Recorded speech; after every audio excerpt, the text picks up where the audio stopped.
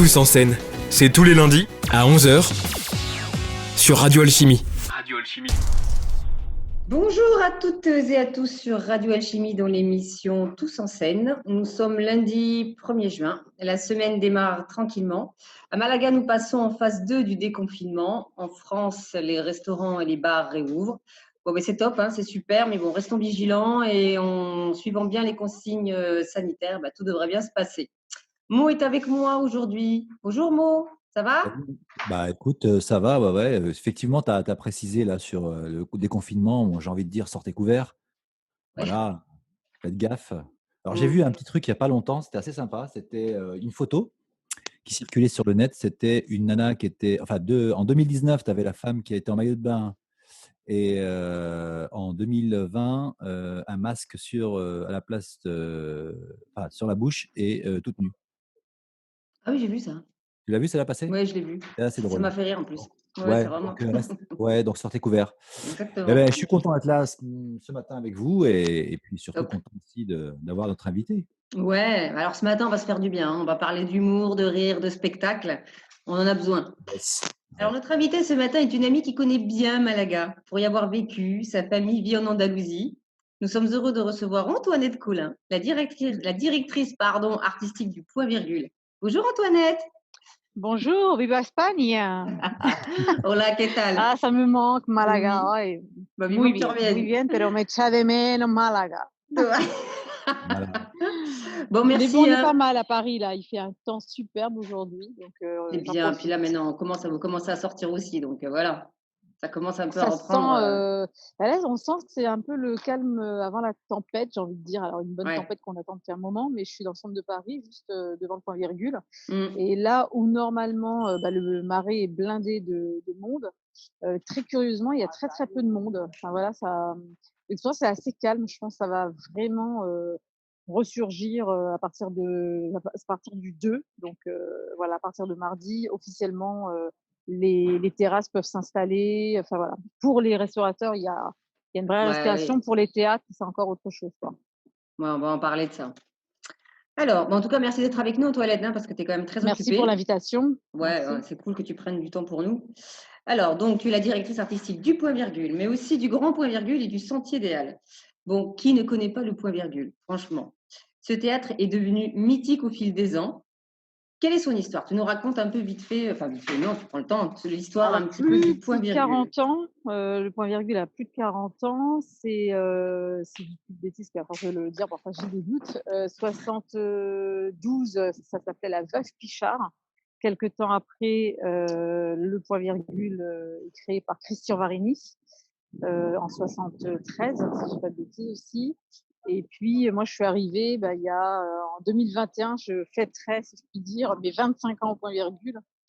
Voilà, donc l'histoire, c'est une histoire humaine avant tout. C'est évidemment artistique, mais des artistes qui ont vraiment créé, Martin Lamotte, Gérard Lanvin, Anémone. Il y a même eu un petit bout de Coluche. Voilà, c'était vraiment la genèse de tous les cafés-théâtres. Donc le Point Virgule, le Café de la Gare. Voilà, il y avait tout ce mouvement de café-théâtre qui, à l'origine, s'est créé en opposition à l'institutionnel que représentait le théâtre. Souvent, c'est des artistes qui voulaient vraiment être dans le théâtre à l'origine, qui voulaient vraiment jouer sur les planches du théâtre et qui se sont gentiment fait refouler parce que ce qu'ils proposaient dans la forme d'écriture et de jeu ne correspondait pas à l'institutionnel qu'est le théâtre. On était trop, j'allais dire, des rigolos, quoi. Donc, du coup, très rapidement, ils se sont dit, on va créer notre propre courant.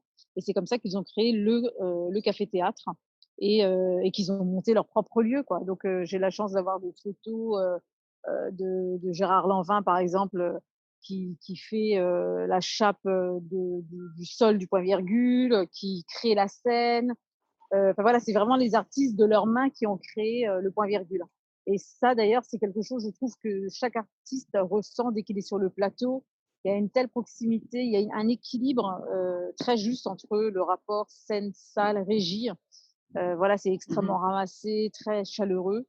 Et donc voilà, l'histoire, c'est cette histoire-là, quoi. Ça sent l'humain artiste.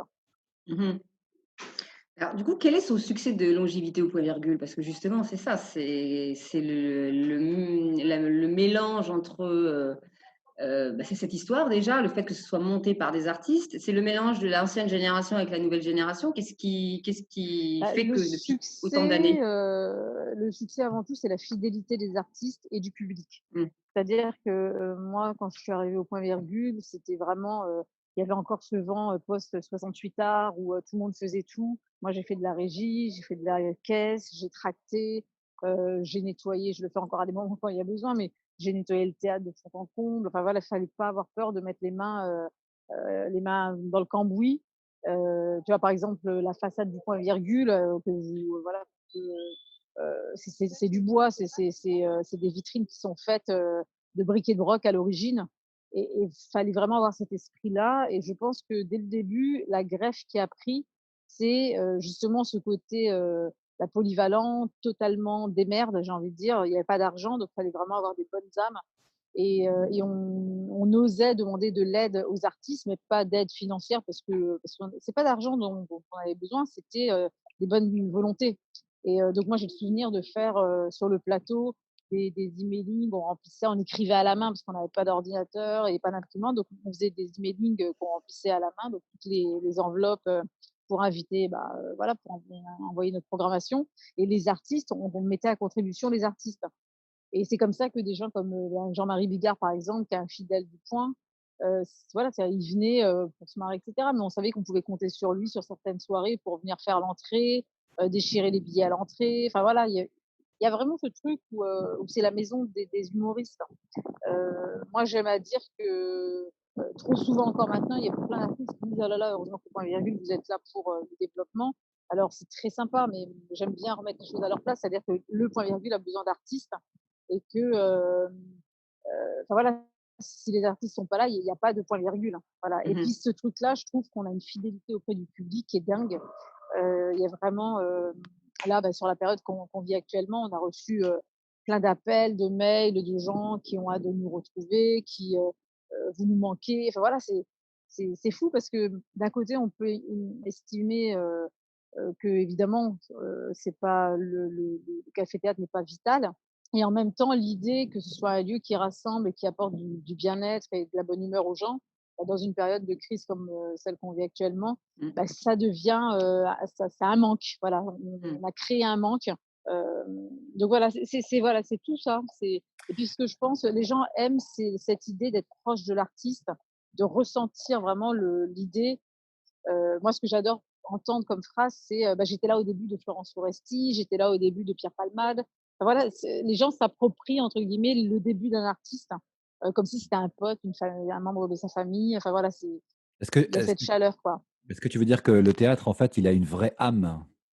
Ah oui, complètement, ouais, ouais. Surtout que le café-théâtre, enfin le café-théâtre, après bon, il y a eu, l'idée d'étiqueter, l'humour noir, le stand-up, les duos, enfin voilà. Moi, clairement, nous, j'aime bien nous définir comme un théâtre d'humour, dans le sens où effectivement, quelle que soit la forme, le fond reste, de l'humour et je pense que cette forme-là, l'idée de vouloir faire rire, on fait rire le monsieur madame tout le monde, quel que soit, une fois de plus, son appartenance, religieuse, son milieu, Socio professionnel? d'éducation, son milieu professionnel, enfin voilà, quelle que soit l'idée de faire rire quelqu'un, Mmh. ça crée une proximité. Voilà, il y a un Mmh. côté, proche quoi. Enfin voilà, et puis proche pas que des gens, proche physiquement, par cette approche, que représente le café-théâtre avec la proximité publique, du Mmh. plateau.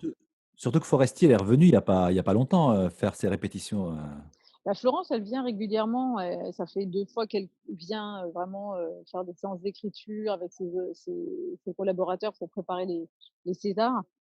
Et c'est vrai qu'au début, c'était étonnant parce que, elle est toujours restée, elle est venue voir des spectacles pour enfants avec sa fille, par exemple. Voilà, elle sait qu'elle est chez elle, mais c'est vrai que, initialement, je me suis dit: «Bon, c'est bizarre de revenir pour créer les Césars ici», parce qu'on peut se dire que bien sûr, hein, il y a des budgets et cetera. Mais c'est là aussi, c'est pas une histoire d'argent, c'est une histoire de, dans son besoin de créatrice, dans ses tripes, qu'est-ce qui l'appelle? C'est cette sérénité que représentent, les débuts du point virgule et sérénité et en même temps remise en question. un mélange de plein de choses. Mmh. C'est-à-dire que j'ai vu des artistes me dire: «Non, mais j'ai besoin de revenir pour me remettre dans cette fragilité, dans cet objectif d'être exigeant». Parce que parfois, le fait de tout avoir à portée de main, d'avoir des grandes salles, de savoir que tu remplis facilement une fois que que tu as cette reconnaissance publique que tous les artistes recherchent initialement, évidemment, hein. Mais bon, comme quoi, voilà, on peut être, j'allais dire riche et célèbre, mais la richesse n'est pas que l'argent. La richesse, c'est vraiment, faut savoir être fier de ce qu'on propose. Et parfois, les artistes, de revenir à la source, c'est les remettre vraiment dans une, voilà, de recréer, revenir à l'origine, quoi. Ouais, c'est Mmh. leur repère, hein. C'est comme tu disais, la maison. Exactement. S'ils sont à la maison, Mmh. ils sentent, ils ont leurs repères, ils Exactement. ont leurs habitudes. Mmh. Ouais, ouais. C'est Mmh. Je exactement comprends, ça. hein. Alors, toi, tu travailles au point virgule depuis 25 ans. C'est énorme. Tu as fait tes armes là-bas, en fait. C'est Exactement. Alors ouais. après, je suis partie, je suis revenue, mais c'est vrai que j'ai même pas le sentiment d'être partie, parce que je suis partie, je crois 2 ans, pour bosser avec, Jean-Marie Bigard, donc il y a X Mmh. temps, je sais même plus. Mais c'était tellement une parenthèse et puis c'était une opportunité parce qu'à l'époque, je rencontre Jean-Marie au point virgule, lui-même, développe, sa propre production. Donc comme on a eu un vrai coup de cœur, il m'a proposé, voilà, de l'accompagner. Je l'ai assisté. On a monté ensemble avec toute l'équipe à l'époque, le Bercy, son premier Bercy. Et puis après, finalement, puis moi à l'époque, pardon, je commençais aussi une carrière d'artiste. J'étais chanteuse lyrique à l'époque et donc j'ai intégré une compagnie. Donc en fin de compte, j'ai eu une période de ma vie où j'avais vraiment 3 boulots en un. J'étais en train de me former en tant qu'artiste lyrique, comédienne, et j'avais entre guillemets «un vrai boulot» parce que, le fait d'être au Alimentaire. point virgule, c'était super, mais je gagnais pas suffisamment ma vie. Donc j'avais un boulot alimentaire, j'étais barmaid dans les TGV. Ah oui, Donc voilà, c'était pardon. assez drôle. Alors ça, Parenthèse. Ah, je savais alors pas. alors ça, c'est drôle parce que tu sais que j'ai bossé aussi moi, à bord C'est du vrai? TGV. Bah, bien sûr, la compagnie des wagons-lits, non? Alors moi, je crois que c'était après Servère, je crois. D'accord Ah et voilà, donc tu il avais me ton semble que texte c'était, ouais, donc tu avais ton texte d'accueil, tu devais, lancer après le contrôleur, tu devais, ah tu oui, devais c'était, attendre que le alors à contrôleur l'époque, fasse son c'était message. super bien payé, donc je pouvais faire, je crois que Ah je bah faisais ouais, 2-3 trajets par semaine. On avait des commissions sur les ventes et bah cetera, ouais, donc j'étais plutôt bonne là-dessus ouais, et ouais, effectivement, on s'amusait, et puis je sais pas, enfin, bon après, forcément, c'est en lien aussi avec l'idée d'avoir une vingtaine d'années où tout est plus ouais, léger, où tu as une énergie de dingue, donc ouais, prendre les trains à 5 heures du mat, bon, il y a des moments, ça piquait quand même parce que, tu faisais la fermeture du point virgule à ouais. 1 heure, 2 heures du matin, puis tu te levais 3 heures après, donc Aïe. et bon, c'était, une période de tellement de fougue et enfin voilà, on s'en foutait un peu de dormir 2 heures et oui, j'ai beaucoup aimé moi cette période de TGV, c'était très, très drôle. Alors qu'est-ce quelle a c'était quoi la ligne qui te rapportait le plus d'argent? Moi, je me souviens de la ligne qui me Ah rapportait la Suisse, ouais, Ah bah tiens donc. forcément. Bonjour Moi, il y a j'aimais chers amis beaucoup la suisses. Suisse et exactement, Bourg-Saint-Maurice. et Bourg-Saint-Maurice. Alors Ah bah c'était long oui, Bourg-Saint-Maurice, oh là là, non, quelle ouais, horreur. ouais. Et Ouais, mais les Marseille, mecs, ils si, je faisais consommaient. pas mal de Marseille et Ouais, mais oui, Marseille, c'est trop vrai. court, trop court. Moi, je me souviens que Marseille, j'ouvrais le bar, tu sais, il fallait checker, avant de commencer, il fallait checker tout ce que tu avais dans ton machin là, dans tes bouteilles, tes machins. Ah oui, À oui, peine ouais. j'ouvre, les mecs, ils se ruent sur toi, donc tu as un boulot monstre pendant un Ah, moment. c'était terrible. Puis le mec, il se Ouais. barre et tu te retrouves avec, les calculs. Ah ouais, Marseille, c'était pas et terrible. Bourg-Saint-Maurice, Bourg-Saint-Maurice, ouais. j'ai un souvenir que les mignonnettes d'alcool partaient très vite parce qu'il y avait beaucoup de militaires. Ah bah, ouais, ouais. Oh là là, mais c'est Donc les fini mecs, ils ça. partaient en perme et tout, bah, je pense que c'est fini. Je sais même Ah pas si ça ouais, existe encore les je mignonnettes crois. à bord. Ouais, je crois pas, hein. Donc ah oui, Non. non, c'était, non, non, mais c'était drôle et c'est vrai que la Suisse, bah, il y avait ce côté, moi, ce que j'aimais bien, et puis c'est ce que j'aime quand je pars en Espagne et cetera, c'est cette idée, bah, que tu quittes, voilà, il y a le passage de la frontière, Ouais, il y ouais, a, ouais, ouais, c'est vrai. bah, voilà, Les c'est ultra voyages. agréable et puis nous, je revenais, voilà, le voyage et je revenais parce que moi, j'ai fait un BTS de tourisme, Mmh. donc c'était ma façon à moi de mettre, en pratique, le BTS, puis les études des parents, quoi. Fallait quand même, rassurer les parents, d'avoir un vrai métier. Donc mes Mmh. Ouais. parents, voilà, ils se disaient: «Je voyage», c'était super, quoi. Mais comment t'en es arrivée, toi, à la direction artistique? Parce que là, on part de loin Ah quand bah, moi, même. je suis, j'allais dire parfois enfin, je suis très sérieuse quand je dis: «Je suis une sorte de fake», Non. heu Non, je devrais pas dire ça, mais c'est-à-dire que je suis une anomalie un peu dans l'univers du point Une virgule, puisque exception, on va dire. c'est un peu prétentieux de penser ça, mais c'est-à-dire que moi, je suis arrivée, j'étais étudiante au cours Florent, et puis justement, entre le loyer parisien, les cours Florent, enfin la vie parisienne coûtait cher. Mes parents n'étaient pas du tout, mon père était dans le bâtiment. Maman travaillait pas, donc du coup voilà, on était 4 enfants à la maison, donc il n'était pas question, même si j'ai eu une chance dingue d'avoir des parents qui m'ont quand même pris un appartement à Paris. J'avais à peine, je sais plus, ouais, j'avais à peine 18 ans. Donc c'était un vrai investissement voilà, pour la famille. Mais voilà, mais du coup, j'ai jamais joué, enfin, j'avais pas les moyens de jouer la gamine de riche, donc du coup, j'ai cherché un boulot supplémentaire et puis je suis arrivée devant la façade du point virgule. Et la chance que j'ai eue, c'est que Marie-Caroline Burnat, l'ancienne directrice du point virgule, remplaçait la fille à la caisse, mais les 2 minutes où la fille va aux toilettes, vraiment. Et donc j'arrive à la caisse et je lui dis bonjour, je cherche un petit boulot. Et elle m'agresse gentiment Putain. en disant il n'y a pas de petit boulot ici, Avec des il y a grandes tâches. beaucoup de boulot, que des grandes tâches, etc. Mais vraiment, elle me saute dessus et je lui dis oui, oui, oui, très bien, mais moi je fais tout, je peux tout faire. Bon, moi je travaille beaucoup et je suis disponible immédiatement. Et 48 heures après, je commençais. Mais Non, mais c'est dingue. un Comme on dit, mardi, je c'est commençais le être jeudi. vraiment Et, au bon moment, mais pile poil, quoi. ah bah c'était fou, hein, c'était Le fou. Et puis chemin, il était c'était tracé. voilà, j'ai fait un entretien d'embauche, j'entendais rien du tout parce qu'on était dans le café d'en face, le rendez-vous des amis, qui était à l'époque enfumé, blindé de monde. Et la fille, l'assistante de Marie Caro,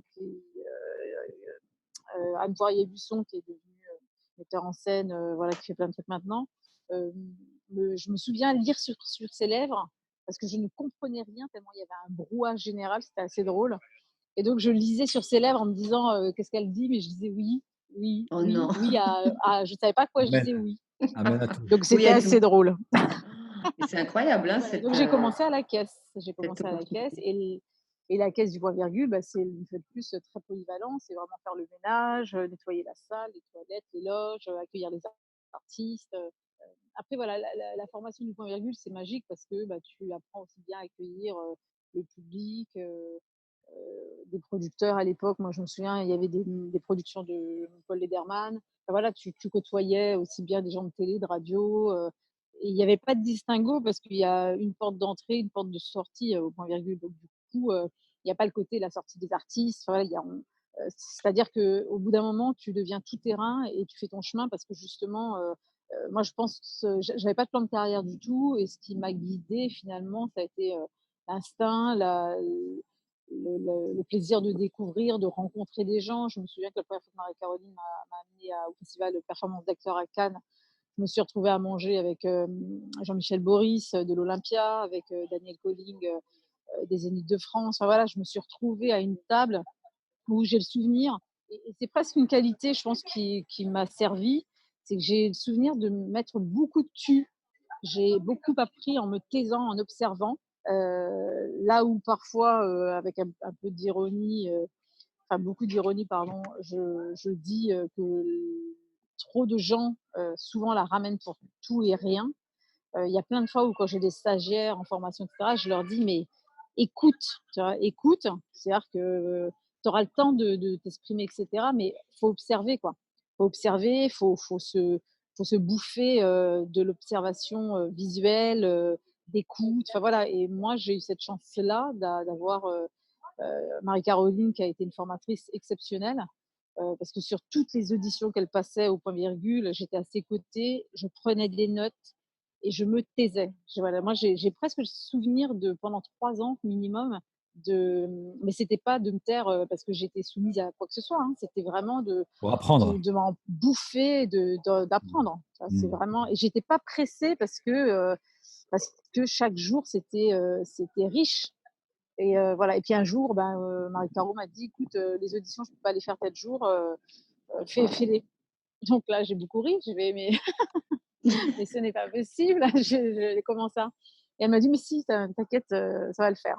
Et donc, je me suis retrouvée toute seule avec le régisseur maison qui m'accompagne, mais qui lui aussi était juste là pour faire son boulot, mais qui n'intervenait pas. Et puis après, voilà, de faire passer des artistes. de débriefer en tête-à-tête avec un artiste, de lui dire pourquoi tu prends et surtout pourquoi tu ne prends pas. Et ça, voilà, tu apprends, et puis après, je pense que vraiment la valeur première que m'a transmis, ce lieu, c'est la bienveillance. Voilà, c'est, encore maintenant, c'est drôle parce qu'il y a des artistes qui me disent: «Ah ben, j'ai passé l'audition, il y a 8 ans». Donc j'ai toujours ce moment où voilà, je crispe un peu en me disant: «Merde, qu'est-ce que j'ai pu lui dire?» Et je croise les doigts, j'ai jamais un artiste qui m'a dit: «Oh là là, tu as été brisante» ou bien au contraire, Mmh. souvent j'ai des artistes qui me disent: «Ben, ce que tu m'as dit, je l'ai suivi, ça m'a servi» ou pas. Enfin voilà, mais ça a toujours été un échange, ça a toujours été, beaucoup de respect parce que moi je trouve que jamais j'aurais pu et là aussi, c'est même si j'ai un fond d'artiste, je suis très contente, de faire ce métier-là parce que j'ai jamais voulu être sur scène pour faire du one man show. C'est-à-dire j'aurais pas pu faire ce métier-là en étant dans ce ressenti, je pas forcément d'aigreur parce que je voilà, bah, j'ai pas de ce truc-là, mais enfin, voilà, je pense que j'ai pas de, heu, je regrette pas de Tu pas pas de être frustration. voilà exactement, merci. J'ai Mmh. pas de frustration, c'est-à-dire que j'ai joué, j'ai chanté beaucoup sur scène, j'ai joué la comédie, avec des troupes et cetera, mais l'art, hein, parce que je trouve que c'est un art que je respecte énormément, l'art du one man show, du seul en scène, jamais j'aurais pu le faire et à chaque fois je me dis: «Mais les gens sont dingues de faire ça». C'est Mmh. vraiment, je trouve ça magique de faire voilà, de réussir à tenir une salle de 100 personnes, et de les faire rire. Ouais, c'est Je trouve ça. ça extrêmement, ouais, non, je suis extrêmement, C'est un exercice super difficile. bah, c'est dur et puis Bah c'est, oui. non, non, Mmh. je suis, admirative. J'ai beaucoup d'admiration pour ces gens-là, quoi. Tu en es où du chant? Tu continues encore? Ouais? Du chant, non, écoute, la vie a fait que les aléas de la vie privée et cetera ont fait que Mmh. parfois il faut faire des choix. Mmh. Et puis, à l'époque où j'étais que à mi-temps, puis l'avantage aussi que le point virgule m'a procuré et c'est pour ça aussi que je pense que je suis parvenue à faire ce métier sereinement, c'est qu'à l'époque avec Marie-Caroline, toutes les personnes qui travaillaient au point virgule finalement ne faisaient pas que le point virgule. Donc moi, au même titre que j'étais voilà, barmaid dans les TGV, ben j'avais ma compagnie que je développais, j'ai beaucoup tourné et du coup, bah, tu crées un équilibre de tout ça et donc il y a pas de frustration, c'est tout à fait ça. C'est ça. Voilà et puis la vie a fait que, ben, le point virgule a été racheté par Jean-Marc, Dumontet il y a quasiment 15 ans maintenant et un homme d'affaires donc là tout d'un coup, ben, on a changé d'air, j'ai envie de dire. On Ça a été aussi une période où beaucoup de théâtres, pas que le point virgule d'ailleurs, hein, et beaucoup de théâtres ont été repris, bah, par des hommes d'affaires, des productions. Donc forcément l'état d'esprit a évolué, heu, des choses bien, des choses moins bien et je pense que le point virgule, on est parvenu à un juste équilibre parce que, moi je pensais vraiment rester, 3 mois, au moment où Jean-Marc, Dumontet a racheté. Je pensais vraiment rester 3 mois parce que j'avais encore ma programmation en place qui cartonnait et je pense que, évidemment s'il m'a conservée, c'est aussi parce que voilà, les spectacles que je proposais à l'époque fonctionnaient très, très bien. Puis si ça aurait été le contraire, je pense qu'il se serait passé de mes services et il aurait eu raison évidemment. Mmh mh. Mais, là, la chance que j'ai eue, ça a été que voilà, toutes les scènes, toutes les salles que je programmais, fonctionnaient quoi. Donc, on avait vraiment, il y avait des gens comme Didier Porte, enfin, plein de gens qui cartonnaient à ce moment-là. Et au bout de 3 mois, et j'étais intermittente du spectacle, au bout de 3 mois, Jean-Marc Dumontet habitant, Bordeaux, on le voyait pas trop. Bah, moi, je laisse un message en disant: «Bon, bah, voilà, je pars, mon contrat se termine» et je disparais, voilà. Et 15 jours après, il me rappelle en me disant: «Mais vous êtes où?» Et pour lui, je bossais pour lui et je lui dis: «Non, non, mais moi Vous êtes je vous passé ai où? laissé 2-3 messages», j'avais laissé des messages, il me dit: «Mais j'écoute pas mes messages», et pour lui, il comprenait même pas pourquoi j'étais partie, hein, mais parce que moi je connaissais pas, donc je me suis dit: «Bon, le mec me rappelle pas». J'avais laissé, ouais, 2-3 messages, donc je me suis dit: «Bon, il rappelle pas, c'est pas grave, voilà, je» et surtout que, j'avais même pas quitté le point virgule, que j'avais déjà du travail puisque je montais les tournées notamment, de Didier Porte et je bossais de chez moi. Je me souviens, j'avais mis la carte de France avec, des points rouges pour les salles de plus de 200 places, des points verts pour les enfin voilà, j'avais je m'étais déjà organisé mon plan d'attaque chez moi, quoi. Donc Mmh. j'avais du boulot, donc j'avais pas de soucis, quoi. Et bref, quand Jean-Marc m'a rappelé, on s'est revus et cetera, on a discuté. C'est vrai que je pense que lui, à l'époque, il avait parce que finalement de l'équipe, je suis la seule à être restée et il avait besoin, bah, d'avoir quelqu'un qui connaisse bien le café-théâtre, bien la programmation en place. Donc j'ai dit: «Bah, on essaye» et puis voilà, 15 ans plus tard, je suis encore là. C'est top. C'est une belle histoire. Donc, là où ça a été vraiment chouette, c'est que, et encore maintenant, c'est que on s'accorde vraiment bien avec Jean-Marc Dumontet. Il y a eu des moments un peu tendus, hein, comme toute collaboration, mais il a respecté l'âme du point, il a respecté encore beaucoup, il a compris ce qu'était le point-virgule, et puis il a apporté des moyens qu'on n'avait pas à l'époque. C'est sûr, enfin voilà, c'est tout bête, hein, mais des moyens de mieux travailler, d'informatiser le théâtre, de créer vraiment des outils pour plus accompagner aussi les équipes en place, de fidéliser les publics. Et puis la vie aussi autour a évidemment changé. Donc là où moi j'avais 3 boulots, j'étais quasiment à pseudo mi-temps au point virgule, mais en vrai j'étais sur temps plein. À l'époque de Marie Caro, parce qu'il n'y avait pas d'heure. Voilà, on s'appelait pour dire c'est toi qui ouvres aujourd'hui. Bon, ok. Avec Jean-Marc Dumontet, forcément, ça s'est professionnalisé. Et il a fallu choisir des choix et il m'a proposé un poste de direction. Alors au début, c'était un poste d'assistante de direction à ses côtés. Mais comme lui, physiquement, n'était pas là, je me suis vite rendu compte au bout d'une semaine que j'étais pas assistante. Tu vois, j'avais le salaire de l'assistante, j'avais la petite reconnaissance de l'assistante. Et puis, moi, je sortais d'un redressement judiciaire, parce que Marie-Caroline, malheureusement, l'histoire s'est terminée en redressement judiciaire, parce que c'est une femme qui a un nez dingue comme découvreuse et accompagnatrice de talent. Voilà, sur ça, c'était super. Après, en termes de gestion, c'était moins sa qualité. Et malheureusement, l'aventure s'est terminée en redressement judiciaire. Ce pourquoi Jean-Marc Dumontet a racheté derrière. Mais voilà, donc lui, une fois de plus, il a apporté l'équilibre entre l'âme artistique et humaine du point qu'il a vraiment préservé, et puis tous les outils et le professionnalisme un chef d'entreprise. Donc, puis ce que j'ai aimé chez Jean-Marc, c'est qu'il ne s'est pas inventé d'histoire. Enfin, c'est vraiment quand au début, je disais le directeur, il était même lui-même étonné que je le présente comme directeur. Et un jour, je lui ai demandé, mais c'est quoi votre métier? Et il a affirmé, et ce qui était assez nouveau à l'époque dans le métier, c'est-à-dire qu'il disait, mais moi, je suis un homme d'affaires. Voilà. Et ce qui pouvait paraître un peu, j'allais dire, un peu vulgaire, un peu outrancier dans notre métier d'artiste, dans ce milieu d'artiste, lui, il a assumé, et il y a un moment, oui, il faut assumer ce qu'on apporte. Et lui, il a apporté une stabilité économique, évidemment, mais ça n'a pas été si vulgaire que ça, puisqu'il a apporté avant tout un projet artistique. Et c'est sur son projet artistique qu'il a pu obtenir l'affaire au tribunal de commerce, notamment. Alors, du coup, en parlant de Dumontet, est-ce qu'il t'a déjà posé la question de savoir si tu étais passé à côté d'un artiste? Oui, c'était question qui m'a complètement un peu déstabilisée, parce que bien sûr, je lui ai dit, oh là là, mais très certainement, je pense que ça ne l'a pas rassuré lui sur le moment, mais pour moi, c'était spontanément une franchise qui est qu'avec le nombre d'artistes que je peux voir en audition, tous les soirs, je vais voir des spectacles. Parfois, je peux aller me faire 3-4 spectacles par soirée.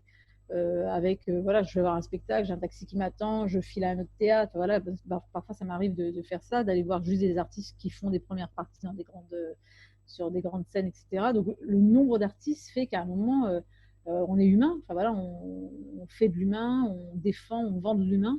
Donc, très possiblement que je suis passée. D'ailleurs, pour la petite histoire, et ça je l'ai su après, mais il m'a dit c'est pas vous n'étiez pas là, parce qu'on se voit avec Jean-Marc. Nicolas Canteloup, qui est son premier artiste qu'il a produit, a passé, je ne sais pas en quelle année, les auditions du point virgule.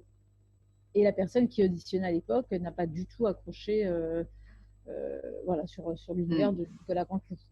Et donc il me dit le point virgule est passé à côté de Nicolas Canteloup. Je lui ai dit, vous voyez, comme quoi vous n'êtes pas rancunier. Comme quoi ça arrive, hein, en même temps. Bien sûr. Et j'allais dire, tant pis, tant mieux, c'est comme ça, c'est la vie. Hein. Oui, c'est la vie. Après, bon, n'empêche qu'ils collaborent ensemble.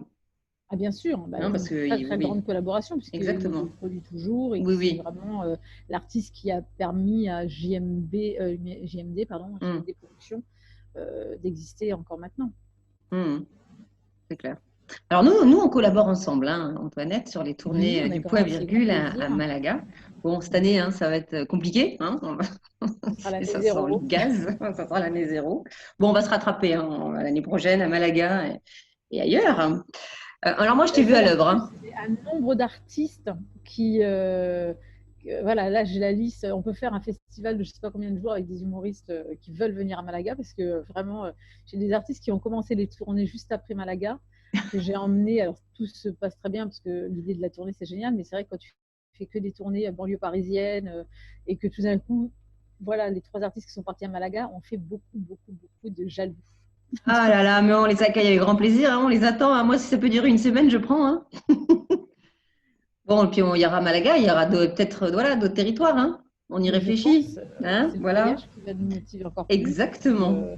Et puis, moi, ce que je trouve génial, c'est vraiment cette idée que voilà, l'humour, voilà, puis on a tous les alliances françaises qui accueillent évidemment, tous les pays francophones. Mm. Et puis l'idée aussi, peut-être, de développer, je crois qu'on a eu un peu de ce public-là, le public espagnol qui apprend le français Mm. et Exact. qui, c'est une façon d'approcher la France. Enfin, voilà, l'humour français, c'est Exactement. une des composantes de l'apprentissage de la langue française. Exact. Mm. D'ailleurs, la radio, c'est aussi un moyen, parce que là, j'ai eu des demandes pour des Espagnols qui apprennent le français à l'université, qui voulaient avoir le lien pour pouvoir écouter et Ah, comprendre un super. peu l'univers de la France. C'est top ça. C'est, ouais. Et c'est bien parce que Monira, elle anime une émission, je me permets de rebondir là-dessus, hein. Monira anime une émission un jeudi sur 2 sur les expats dans le monde entier. Donc les Le expats lundi. francophones, le lundi, ouais. Mm. Et donc, ouais, monter par exemple des spectacles et les faire tourner dans différents pays à travers ça, c'est vraiment top. Parce qu'en dehors de Malaga, tu as plein t'as un public, en fait, aussi bien une communauté au Brésil qu'aux États-Unis, qu'un peu partout, qui sont aussi friands, qui n'ont pas besoin de venir à Paris pour voir un spectacle, tu vois. Bien Ça, c'est des sûr. choses qui sont hyper intéressantes à réfléchir, tu vois.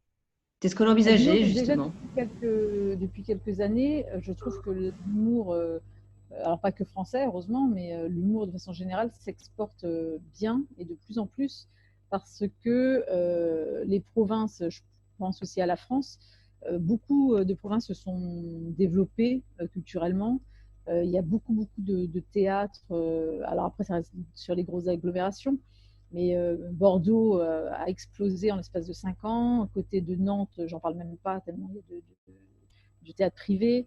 Enfin, voilà, les régions sont devenues fortes et les artistes apprécient vraiment l'idée de tourner. Là où on était un peu dans un clivage de tout se fait à Paris, même si ça le reste encore beaucoup, mais pas que. Voilà, maintenant l'idée, il y a des artistes qui vivent en province et qui viennent faire des tournées, enfin pour le coup, voilà, presque des tournées à Paris. Mm. Enfin, voilà, limite, c'est les médias qui restent très bloqués à Paris, mais l'art vivant s'exporte très bien. Mm. Et c'est, voilà, moi, je vois le nombre de Belges, par exemple, qu'on a la chance d'accueillir, les théâtres qui sont développés en Belgique, la Suisse aussi. Enfin, voilà, et effectivement, le marché, j'allais dire économique, peut-être de l'expatriation, fait que tout d'un coup, on met un gros zoom sur ce public-là. Et à nous d'être en proposition et puis de créer des ponts entre les expatriés, les écoles de français. Enfin voilà, C'est ce qu'on a voulu super. faire. C'est ce qu'on a fait à Malaga et c'est ce qu'on espère faire justement ensemble ailleurs, hein. Moi, j'avais adoré l'idée de lancer le casting en plus, pour faire trouver la Oui, personne qui ferait la j'avoue première que partie. C'était une super idée que tu as eue. j'avoue que c'est le cœur de métier, que c'est mon cœur de métier, les auditions, la direction de jeu. Mm. C'est vraiment quelque chose que j'aime beaucoup. Oui, et puis donner la chance à des gens qui ne viendraient pas naturellement faire venir, voilà, faire de la scène. Bien Alors sûr. moi, par contre, tu m'as bluffé, hein, je te dis franchement, je te l'ai déjà dit, mais je te le redis, tu m'as bluffé quand j'ai vu driver et diriger Paolo qui a fait la première partie, qui a quand même 12 ans. Ouais, ouais. Et je t'ai vu le mettre en scène. Et lui, c'était la première fois, hein, pour lui, hein. Tu vois, en plus, à cet âge, c'est pas évident. Il passait devant des humoristes confirmés. Et j'ai trouvé mais cette session était extraordinaire, hein, vraiment. Alors du coup, je me demandais comment tu arrives à canaliser le stress et régler les imperfections des artistes, bah, aussi bien amateurs que pros, hein. C'est une synergie, j'ai l'impression toujours, c'est-à-dire que une fois de plus, c'est beaucoup d'observation, et puis c'est vraiment presque musical, c'est-à-dire qu'il faut réussir à se calquer sur, parce que le pouls, c'est l'artiste qui va le donner. Un metteur en scène, il va se, voilà, il va se mettre sur les rails du pouls que lui renvoie l'artiste. Et une fois de plus, l'accompagnement, l'idée de la bienveillance de l'accompagnement pour diriger, c'est comme une partition. Voilà, les ruptures, voilà, l'accompagnement physique. Pour moi, c'est un vrai travail de composition. Et la partition, c'est l'artiste qui te l'offre, mais il n'a pas la direction encore parce que justement, il n'a pas cette maturité pour s'auto-diriger. C'est sûr qu'il y a quelques mois avant la guerre, j'allais dire, on a eu le plaisir d'accueillir Pierre Palmade, qui est revenu faire des soirées au point virgule. J'ai harcelé les artistes de la nouvelle génération en leur disant mais viens voir, c'était plein, et je leur disais mais tu seras debout derrière s'il faut, etc. Mais venez voir parce que c'est magique de voir un artiste qui est à l'apogée comme ça de l'apothéose de son art et qui a une telle connaissance de son instrument qu'est l'artiste, c'est-à-dire la respiration, la voix, le corps, et c'est super. Voilà, une totale maîtrise. Ah ouais, c'est vraiment. Et ça, pareil, c'est très très rare. Pierre, c'est l'exemple et en même temps, c'est un peu l'exception parce que il a commencé très jeune et très jeune, il a eu le sens de son souffle, voilà, de sa respiration. Et je pense que le plus long dans l'art du one-man show, c'est la connaissance de soi. C'est très très long au début, trop souvent, mais c'est des erreurs humaines. Hein. On est un peu dans la répétition, on fait un peu comme les pères, on peut idolâtrer, quoi. On peut. Tu veux dire trouver son identité, en gros. Hein. Mais c'est complètement ça. Il faut trouver son identité, sa singularité. Voilà, j'aime bien cette idée de partition parce que une partition, au bout d'un moment, quand tu sais écrire, tu vas rajouter le bémol, le dièse que tu souhaites et voilà, ça va créer des sketchs, la musicalité d'un sketch. Alors, en parlant d'identité, à quel moment pour toi, alors après, c'est ton opinion, avec les années d'expérience que tu as, à quel moment pour toi il y a un basculement entre je copie, je fais du plagiat, bon, bien sûr inconsciemment, hein, et à quel moment je dis ok, là j'y suis. Ce point de bascule en fait. Sur le milieu, je ne me prononcerai pas parce que malheureusement, il y a eu des plagiats très grossiers qui ont été révélés. Il y a tu penses à Comique. Récemment, oui. Et ça, évidemment, c'est sûr que… Alors moi, je ne suis pas du tout, même si j'en connais et que je me suis documentée entre-temps, etc. Mais très sincèrement, avant ce gros tollé, j'ai pas du tout la culture américaine, enfin, le stand-up, parce que je trouve que évidemment que le stand-up à l'origine est américain, mais je trouve quand même que les artistes qui ont révélé le seul en scène, le one man show en France, les Desproges, etc. Je trouve que voilà, c'est des mecs qui ressemblaient qu'à eux-mêmes et ils étaient suffisamment forts pour s'imposer et qu'on n'ait pas besoin d'aller piocher ailleurs, quoi. Voilà, après, tout ce qui s'est passé avec Copy Comics, du coup, j'ai regardé un peu de plus près et puis bon, c'était flagrant que certains s'étaient… C'était servi au supermarché. Voilà, donc voilà. Mais après, pour parler de ma petite paroisse, il m'est arrivé, et ça pour le coup, c'était pas si vieux que ça. Et c'est drôle parce que c'est une stagiaire que j'avais qui était vraiment super, au moins 5 ans, un truc comme ça.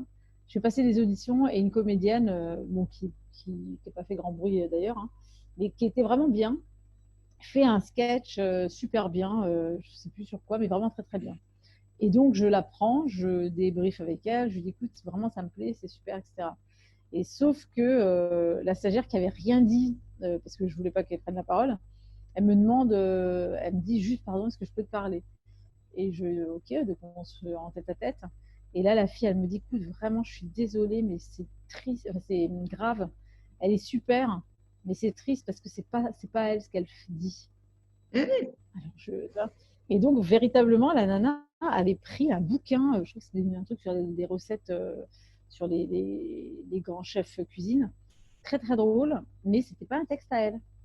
Et donc, je retourne voir la fille, donc je lui dis, écoute, tu me plais, mais alors, pardon, il semblerait que le texte ne soit pas de toi. Et là, elle est un peu décontenancée, mais pas tant que ça. Et elle dit, ah oui, c'est pas de moi. Alors, je dis, mais c'est un auteur avec lequel tu collabores, etc. Et là, elle me dit, non, c'est extrait de J'ai tel pompé le truc, livre, quoi. etc. quoi. Et la nana, mais je lui dis, mais tu peux pas faire ça parce que je peux pas tout Ah, savoir. bien. Et là, il se trouve que le bouquin, ma stagiaire l'avait lu, qu'elle avait beaucoup aimé et qu'elle voilà, elle a retenu plein de trucs. Elle me dit, mais c'est pas elle, quoi.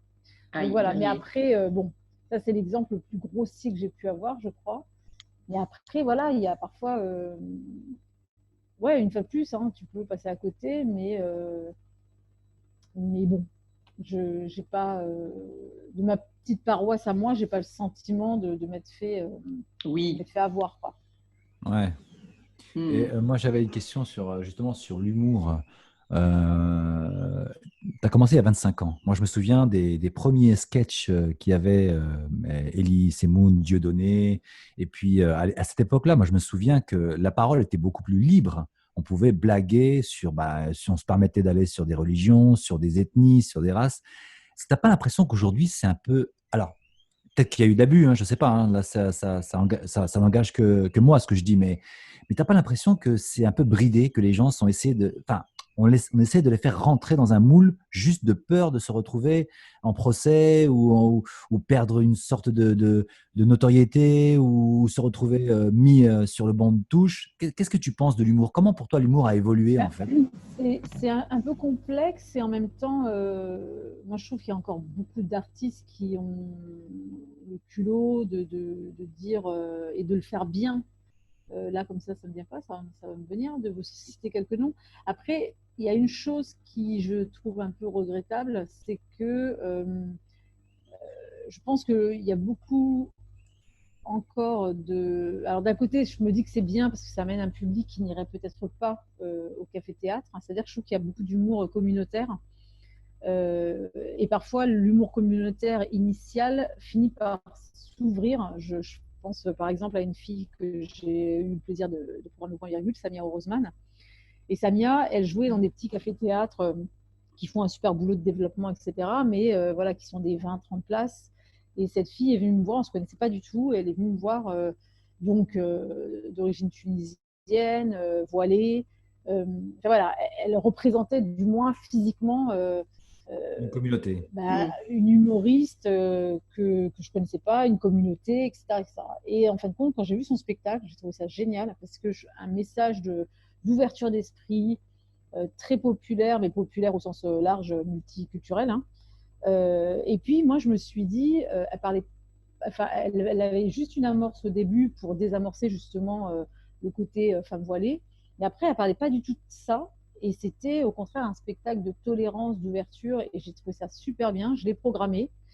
Et je me suis dit en programmant, si le public qui allait la voir dans des petites salles de 20-30, qui pour beaucoup étaient aussi des femmes voilées, je me suis dit, si c'est des femmes voilées qui viennent au point virgule et que ça permet d'ouvrir le lieu à un public qu'on n'a pas, tant mieux. Voilà. Alors, ça n'a pas été sans mal, parce que pour le coup, moi personnellement, je le dis, parce qu'en plus je le dis là, parce qu'on papote, mais euh, si Samir entend cette interview, elle sera peut-être étonnée, parce que je ne lui ai jamais dit. Moi, à l'époque, j'ai reçu des menaces de mort. Oh, Et pas que moi, hein, avec Jean-Marc, c'était des menaces de mort très sympathiquement adressées à Jean-Marc Dumonté et moi-même. Et j'ai trouvé ça triste parce que les gens m'accusaient voilà, d'amener, je ne sais même plus les termes, tellement c'était odieux, tellement c'était oh là fou. là. Et c'était le côté de s'arrêter à l'idée que je programmais une femme voilée. Voilà. Et pour rejoindre et être un peu plus précis sur ta question, j'ai un peu le sentiment parfois, et j'espère avoir tort, mais j'ai un peu le sentiment que maintenant, si on veut parler de certains thèmes, il faut appartenir à la communauté en question. Et c'est presque un peu à regret. C'est-à-dire que quand tu penses à Coluche, par exemple, Coluche, j'ai l'impression qu'il a tapé un peu sur tout le monde, quoi. Bien sûr. Tu vois, il parlait aussi bien de l'épicier rebeu que de l'africain. Enfin, je trouve que il avait vraiment Le CRS arabe, par exemple, le sketch, qui est très drôle d'ailleurs. exactement. Tu vois, et il était plus franchouillard que lui. Ouais, ouais, Voilà. ouais. Maintenant, tu as l'impression que pour se moquer des juifs, il faut être juif. Pour se moquer des arabes, il faut être arabe. Enfin, il y a un peu un espèce de truc Oui. comme ça. C'est vrai. Et c'est en ça où l'idée de compartimenter me dérange beaucoup. Et quand j'ai eu cette opportunité que j'assume et que j'étais très fière de programmer Samia parce que ça a fonctionné, qu'elle a eu, je crois que c'est son premier papier, ça a dû être Télérama ou un truc comme ça, qu'elle n'avait pas eu auparavant. Elle avait les larmes aux yeux et pour elle, c'était aussi important que pour moi d'avoir cette ouverture, cette volonté de se dire voilà, on s'en fiche quoi. On fait du divertissement, on fait de l'humour. Il faut y aller quoi. Bien sûr. De toute façon, il y a un moment où tu te feras toujours attaquer d'un côté ou de l'autre. D'un côté, tu pourras effectivement les menaces de mort, c'est oui, ils sont en train d'essayer de faire sortir ces femmes voilées à avoir des spectacles. D'un autre côté, tu vas avoir aussi des gens qui vont dire oui, mais ils sont en train d'encourager le communautarisme en permettant à ces femmes de venir voiler alors que c'est un lieu entre guillemets public. Tu vois, donc quoi que tu fasses, tu seras toujours à un moment donné critiqué. C'est très complexe. Tu n'auras jamais une adhésion totale parce que aujourd'hui, effectivement, hein, moi je suis ta génération, donc je sais ce que c'est. Et moi à l'époque, moi quand j'étais ado et j'avais 18-19 ans, il n'y avait pas Internet. Ça n'existait pas, il n'y avait pas Facebook, il n'y avait pas machin. Donc l'information, elle ne circulait pas aussi rapidement. Aujourd'hui, tu dis un truc, tu écris un truc, bam, ça va très vite. Plus, quand c'est sorti de son contexte, c'est ça aussi qui est sorti du contexte, exactement. Ouais. Et puis le monde, j'allais dire, l'ubérisation de tout à outrance, ça fait aussi que tout d'un coup, tout le monde, c'est un peu mon fer de tout le monde la ramène sur tout. Tout le monde est devenu critique, tout le monde est devenu journaliste. Un peu trop, ouais. Les journalistes sont devenus, pas tous évidemment, mais il y a beaucoup de racolage médiatique. On veut faire le buzz. Enfin, l'esprit a quand même. Il y a quelques temps, je parlais. Je dis pas c'est pas qui a tort, qui a raison. C'est plus complexe que ça. C'est que, par exemple, il y a eu des fois où je parlais avec des artistes qui disaient oui, mais l'humour des années 80 était. C'est beaucoup d'artistes, certains artistes de la nouvelle génération qui disent voilà, l'humour des années 80 était raciste. Quand tu prends des trucs comme La Gaffe avec Zoubida, tous ces trucs-là. Alors, moi, c'est curieux parce que les potes rebeux de ma génération avec qui j'ai grandi, parce que j'ai été beaucoup dans le milieu, mon père était formateur dans le bâtiment, il faisait de la réinsertion, donc on avait vraiment, à la maison, j'avais tout. J'avais des Portugais, des Espagnols, des Arabes, j'avais vraiment de tout. Ma mère avait à manger pour tout le monde. Donc, et cette génération avec laquelle j'ai grandi ne voyait pas le mal dans la gaffe, voyez. Et la nouvelle génération, quand tu réécoutes Zoubida, par exemple, c'est vrai qu'au premier degré, ça peut paraître terrible.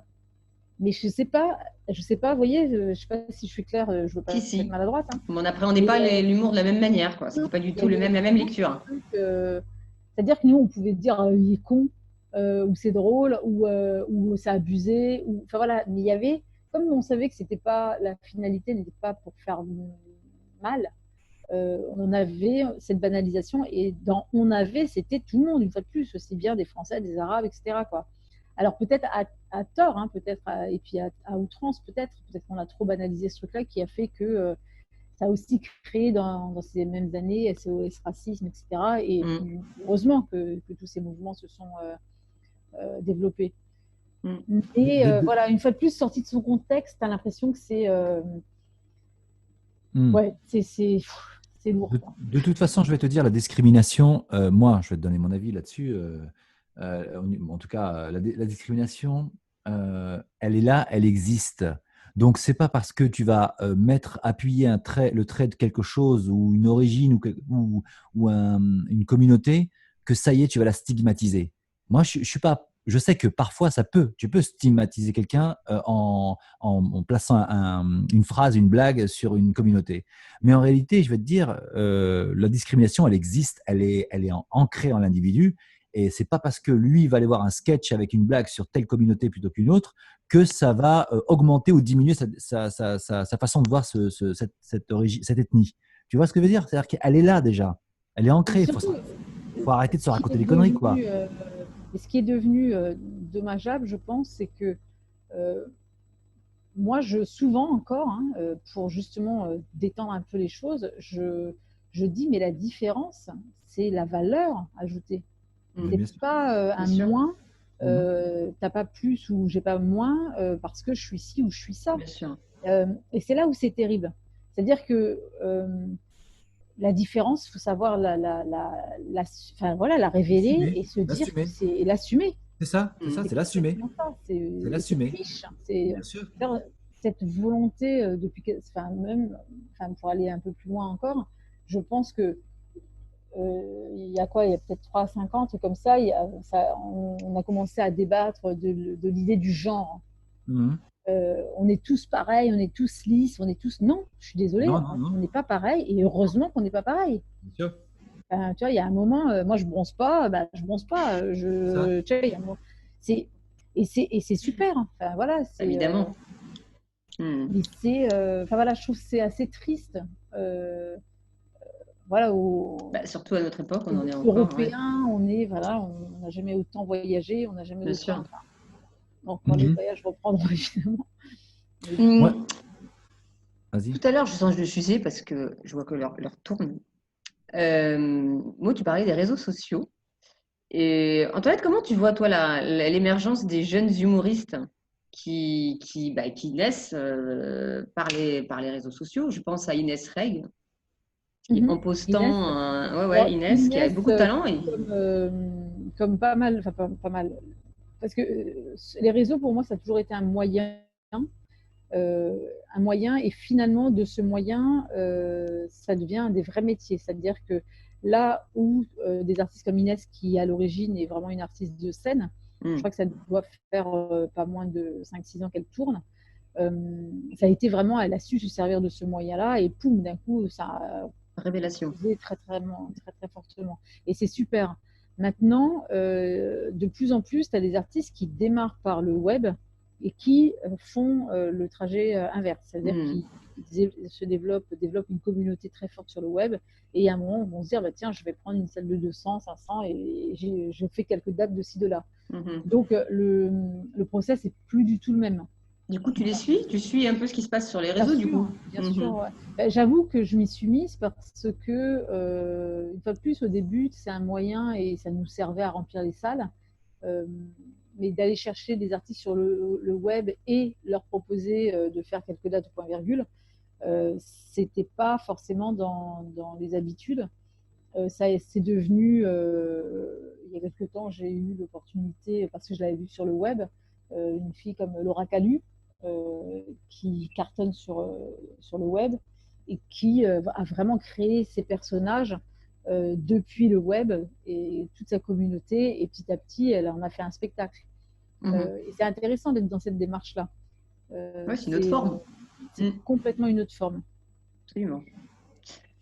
Bon, la situation actuelle a été un peu complexe aussi. Le milieu culturel est très fortement impacté par le confinement et le Covid. Comment le point virgule fait face à cette crise? Ouf, bah, c'est un peu C'est un peu complexe, dur, ouais. c'est difficile. Après, une fois de plus, on pleure pas, on va pas pleurer dans les chaumières parce que j'allais dire, ça reste, c'est de la culture, hein. Évidemment que la priorité, c'est la santé, c'est de mettre bah, les moyens Bien sûr. qu'il faut pour remettre tout en place. Mais voilà, la santé avant tout. Après, nous, on a la chance aussi, le point virgule, de faire partie d'un groupe, le groupe Jean-Marc Dumonté. Donc, donc, je sais qu'il y a des salles qui sont vraiment en grande difficulté. Il y a des salles où on ne sait pas si elles pourront réouvrir. Donc ça, c'est très grave et triste, évidemment. Donc franchement, le point virgule, ce serait malvenu de pleurer sur notre sort. C'est-à-dire qu'on a la chance de pouvoir tenir. J'ai toutes les équipes qui sont au chômage, je suis une des rares à travailler. Et bon an, mal an, ben, voilà, on essaye de se projeter si c'était cet été, mais avec les gestes barrières, nous, on ne peut pas réouvrir, hein. Ouais, C'est-à-dire c'est que ça. la jauge du point virgule, c'est 100 places. Et vu la configuration du lieu, clairement, je fais rentrer 15 personnes, donc c'est pas possible. Et d'ailleurs, on a décidé avec Jean-Marc Dumonté, comme officiellement l'État nous autorise à réouvrir le 22 juin, mais qu'on ne pourra pas ouvrir et faire revenir tout le staff pour 15 personnes en salle, c'est pas possible. Non. Donc on a décidé de travailler. Alors, je ne peux pas vous en dire plus encore parce que vraiment l'idée date d'hier. Hein. On a décidé de se servir du 22 juin et de faire une fête au point virgule, au grand point virgule aussi à Montparnasse. Sachant que, par exemple, la plus grande salle du Grand Point Virgule, qui fait 440 places, avec les gestes barrières, on pourra faire entrer 120 personnes. Et quand je dis 120 personnes, c'est public, artistes et staff. Donc, du coup, en termes économiques, se dire public, bon, je pense que si on fait rentrer 100 personnes, en vrai, on fait le point virgule au Grand Point Virgule. Quoi. Oui, voilà, c'est le petit point virgule au grand point virgule. Ouais. Voilà, donc ça, c'est compliqué. Donc, symboliquement, on va faire une fête le 22 dans les 2 lieux. Voilà, on va faire des choses avec les artistes, je ne sais pas trop quoi encore, mais retenez le 22 et puis n'hésitez pas à aller sur les réseaux, on va communiquer dessus assez rapidement, je pense. On relaiera. Complètement. Merci. Mais après, voilà, ouvrir clairement avec les gestes barrières, c'est pas possible. C'est pas possible humainement déjà, artistiquement, c'est pas possible. Évidemment, alors c'est drôle parce que j'ai remarqué une chose que je me permets, c'est la première fois que j'en parle d'ailleurs. Mais j'ai remarqué une chose, c'est que parler encore d'argent dans le métier, c'est pas bien vu, c'est assez vulgaire. Par contre, là, je vois tous les médias qui interviewent les restaurateurs, etc. Bah, dans la restauration, les mecs vous disent non, c'est pas rentable, moi, j'ouvre pas. Et ça passe comme une lettre à la poste, il n'y a pas de problème. Alors que nous, on n'a pas. Tu vois, et oui, parce que l'artiste, c'est pour l'amour. Pour l'amour de l'art. Et ce week-end, je me suis dit, mais il faut arrêter avec ça, quoi.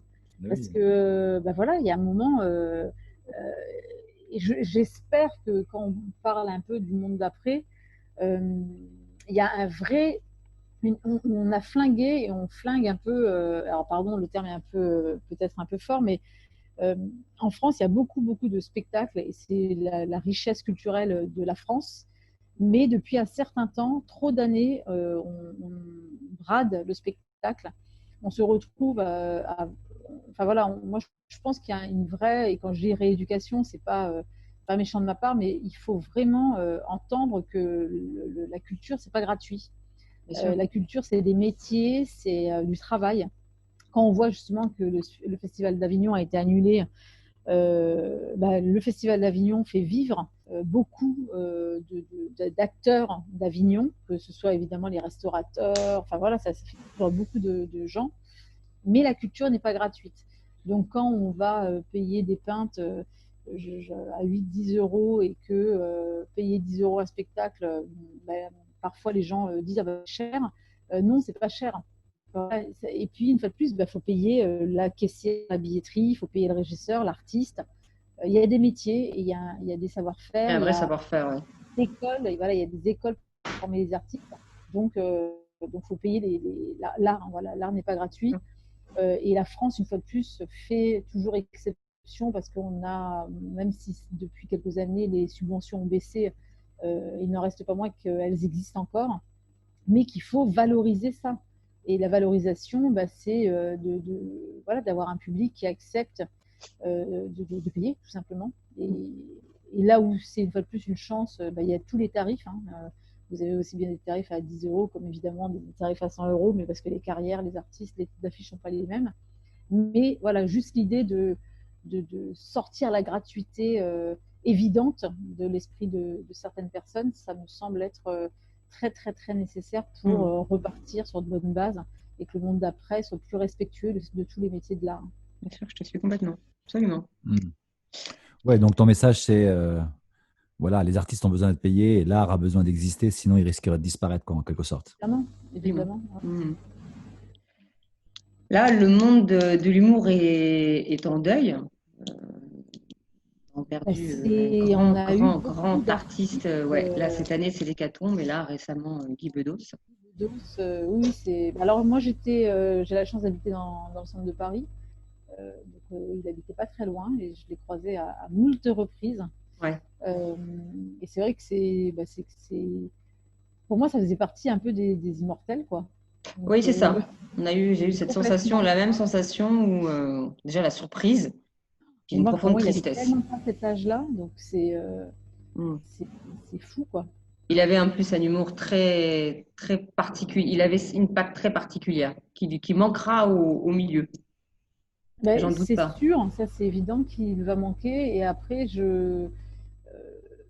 c'est quelqu'un qui a beaucoup apporté justement dans l'écriture et puis dans la vision de Mm. comment traiter certains thèmes. Et Oui. je pense qu'il y a des artistes qui vont être les héritiers de ça. Mm. Maintenant, il faut avoir l'audace et voilà, Et son talent, l'identité. quoi. Enfin, l'identité. Ouais, Absolument, l'identité, comme on le disait tout à l'heure. Oui. Ouais. ouais. Alors, quel conseil, une dernière question, quel conseil tu donnerais à de jeunes humoristes, justement, qui veulent se lancer? Bah, les humoristes qui veulent se lancer, je dirais que faut se lancer dans le sens où il y a beaucoup d'auditions à Paris, il y a beaucoup de scènes ouvertes. Je crois qu'il n'y a jamais eu autant de comédie club. Donc Ouais. après, j'allais dire, faut trouver, et d'un côté, faut trouver sa famille, et en même temps, faut pas avoir peur, surtout au début, de se frotter à tous les terrains. Euh, Évidemment, Paris, j'allais dire, reste un peu c'est le pied à l'étrier. Mais après, une fois de plus, ce que je trouve vraiment agréable depuis quelques années, c'est que, et je m'en suis d'autant plus rendu compte avec cette période du Covid, c'est que les régions se sont enfin, il y a une fédération, alors je m'excuse, je ne me souviens plus exactement l'intitulé, mais il y a tout un regroupement des petites salles de province qui se sont regroupées là, enfin, qui sont très très actifs. Je crois que c'est mince, il faudrait que ça me revienne, un café-théâtre du côté de Rennes, si je ne dis pas de bêtises, Rennes ou Nantes, je ne sais plus, ça me revenir. Et voilà, il y a eu vraiment une sorte de cohésion générale de tous les théâtres de province et en même temps cohésion avec Paris. Donc du coup, moi j'ai beaucoup échangé avec différents responsables de salles en province. Et voilà, et tout ça pour dire que du coup, bah, on a beaucoup discuté artistique. On s'est dit, bah, tiens, moi je te conseille un tel. Moi j'ai des artistes de province qui m'ont dit, bah, j'aimerais bien monter à Paris pour. Je leur ai dit, bah, quand tu voilà, prends mon 06, quand tu montes à Paris, viens passer les auditions, etc. Donc l'avantage, entre guillemets, de tenter qu'on puisse trouver un avantage à cette situation un peu compliquée, mais ça a été plutôt que de se renfermer et que chacun reste un peu dans son coin, ça a été justement de s'ouvrir aux autres et puis de se rendre compte que ben, voilà, quand tu as une salle, par exemple, en ce moment, il y a le Bout, qui est un petit théâtre, je ne sais plus, c'est 30-40 places, qui est tenu par Alexandre de Limoges, que je connais très bien. Je vais faire une petite vidéo pour donner un petit coup de pouce, parce qu'il a monté un Kiss Bank, parce que là, son lieu est en difficulté. Là, en province, il y a des lieux aussi qui sont en difficulté, qui sont en train de monter des plateformes, voilà, pour qu'on puisse les aider. Et là aussi, c'est de s'auto donner des conseils, de prendre tel et tel artiste. Voilà, il y a une vraie émulation. Il n'y a plus de frontières en France et c'est voilà, et tant mieux. Une fois de plus, c'est tant mieux. Et Tant pour, mieux, ouais. pardon, je suis un peu éloignée de ta question, mais pour les artistes qui démarrent, c'est de se dire voilà, je peux aussi bien aller passer des essais à Paris qu'à Nantes, qu'à Bordeaux, qu'à Toulouse, Mm. parce qu'il y a des lieux partout qui auditionnent. Et il y a de la place. Et il y a de la place. Après, il faut faire sa place. Et je crois que c'est ça le plus difficile, c'est de réussir à faire sa place.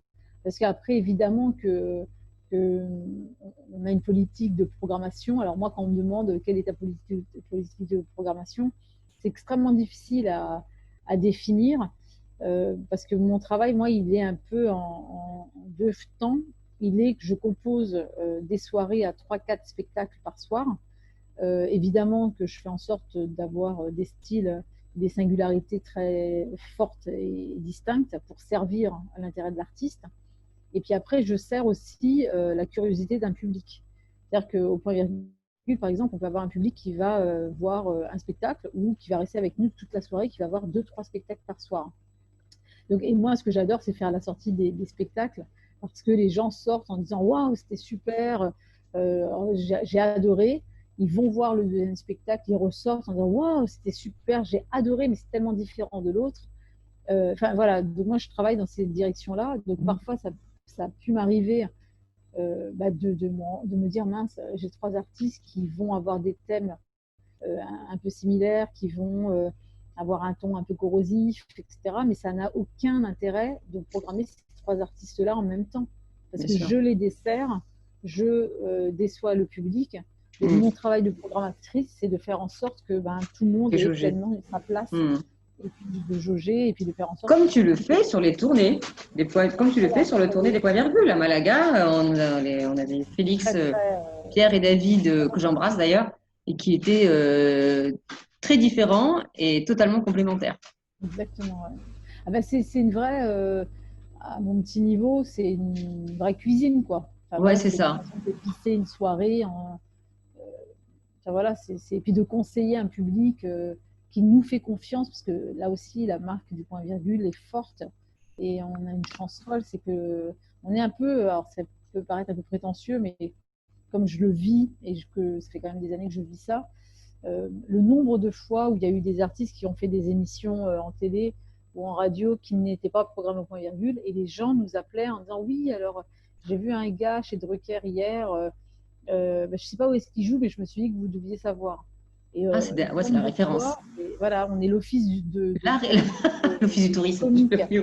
Et plein de fois, je vais sur les sites de vente, je leur dis ah ben non, machin, il est au Palais des Glaces. Bien. C'est drôle. Et ça, c'est la référence, le point virgule. Ça m'est arrivé 2 fois, ça m'est arrivé tellement de fois que et c'est une forme de reconnaissance du public qui est absolument magique. Ouais. Bon, en tout cas, ça va être... On va te voir prochainement sur Malaga ou pas? J'espère. Moi aussi, les billets sont, j'espère aussi. Sont à la vente, je prends mon billet et j'arrive. Ah oui, on t'attend. Moi, j'espère surtout qu'on refera le spectacle, la tournée du point virgule, parce que j'en garde un souvenir, mais alors mémorable. C'était top. C'était un premier essai qui était extrêmement très concluant. Moi, j'ai adoré. Et puis riche. Voilà. Moi, je l'ai vécu vraiment comme une aventure humaine, une expérience hors norme. Et on espère le refaire très, très, très, très vite. Malaga, ailleurs. Bon, on t'attend, Antoinette, en tout cas, à Malaga. Bien, écoutez, merci. Chauffez ma place, j'arrive. Tu nous dis pour le 22 juin, tu nous donneras les infos et on le relaiera de notre côté. Avec grand plaisir. Au maximum. Bon, en tout cas, il est l'heure, les enfants, c'est pas tout ça, mais...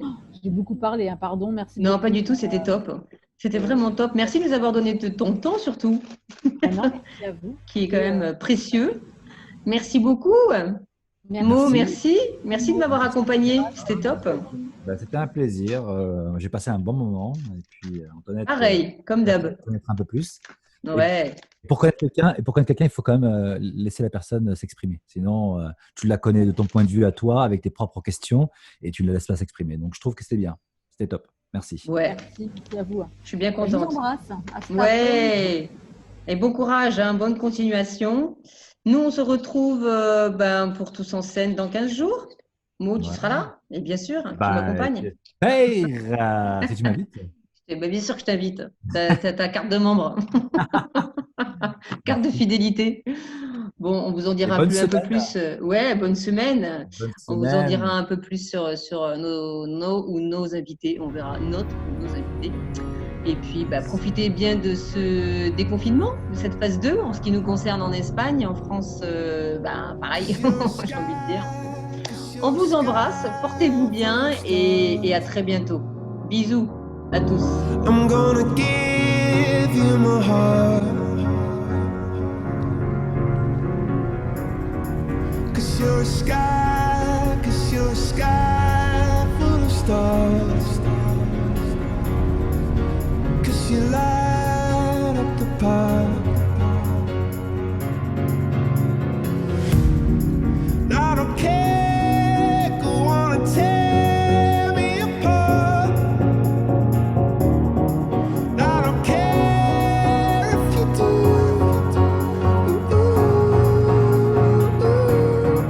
'Cause in the sky full of stars, I think I saw you.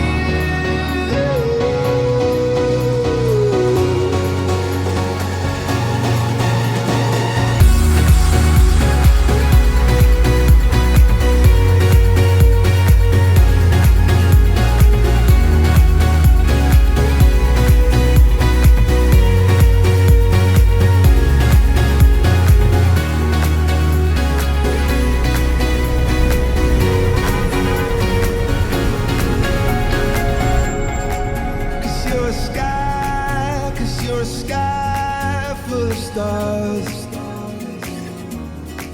I wanna die in your arms.